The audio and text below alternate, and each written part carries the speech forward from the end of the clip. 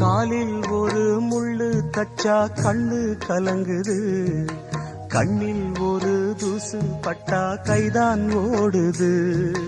சேவல் அன்று கோடு கிழிச்சு வேலி போட்டது, வேலி தாண்டி கோழி போக வேளை வந்தது.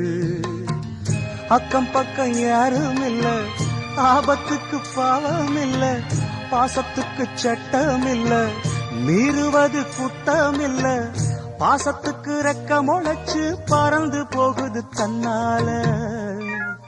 சம்சாரம் அது மின்சாரம், சம்சாரம் அது மின்சாரம்.